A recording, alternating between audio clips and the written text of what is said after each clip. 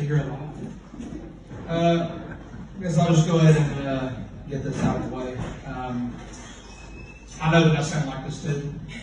For those of you who may not be tracking, I wore the hat. For those who learn better visually, I am not from Gregson, North Carolina. I'm instead from the land that's described in the Bible as the land of nectar and honey, Alabama. There's just some biblical history if you didn't know already.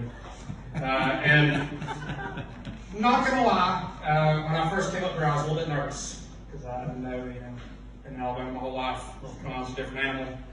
I didn't know how things were going to go. But then I remembered that if nothing else, I had one common denominator. I don't know if y'all know this or not, but the Lord and Savior for most people in the state of Alabama was born in North Carolina. You don't know who I'm talking about, that would be Dale Earnhardt Sr. Alabama is commonly referred to as being part of the Bible Belt. I'll give you some insider information here.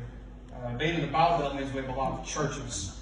I think most outsiders probably think that those churches, God, Jesus,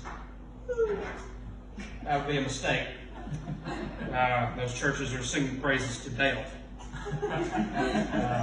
not God or Jesus. So much so is our love for him in the great state of Alabama that it trickles down even to things such as go-karts. I was on a family vacation one time in Orange Beach, Alabama. Well, they did not grow oranges there, in case you were wondering. But I was on a vacation there, and me and my dad were standing in line to race go-karts, and this guy came up to us, and he was talking about how we learned how to drive these go-karts because of Dale. He said that Dale taught us that it's not about the car, it's about the driver. Which I don't know how long it's been since you've driven a go-kart, but it has absolutely nothing to do with you. Whether you have a good go-kart simply depends upon whether the high school senior who's working there as a part-time job forgot to or maybe not took off the governor. So your go-kart goes a hell of a lot faster than everybody else's. But to this guy, it's about the driver. Not about the car, it's about the driver. So we start racing. I'm at the front for most of the time. I have to thank you. And then as we're going into the last lap, he passed me. I decided in my head, I said, well, I just can't finish second to this guy. Why? Because he probably talked crap to me. So to make a long story short, I may or may not have ran him into the wall. All go-karts do like 20 each time.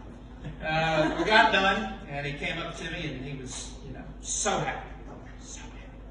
He said, they'll be proud of you, son. I don't want to talk to this guy. This man put it out. I looked at him and I said, sir, Dale's dead. He's dead! A single tear fell from his left eye. And he left. And I never saw him again. One of my missions in being up here then is to find that man. Because I know that he's got to live up here. Because this is where Dale lived. And so he's just got to be up here somewhere. So I hope I find him. Admittedly, there are a lot of pluses and minuses to being from Alabama. A plus is the voice, instant icebreaker. It just is what it is. A lot of times, the word ice in and of itself, because if I were to spell it phonetically the way that it sounds coming out of my mouth, it would be about 4 I's, 1 C and 1 E. But there are some negatives. One of the negatives is that we're 49th in education. For those of you that don't know, there are 50 states. So the only state that's lower than us is Mississippi. So we appreciate those guys and what they do. But I wouldn't say that we're dumb. I don't think that's the case. I think a good example of this is when I was a freshman in high school. To make a really long story short, we're at awards day where they tell about how great the seniors are.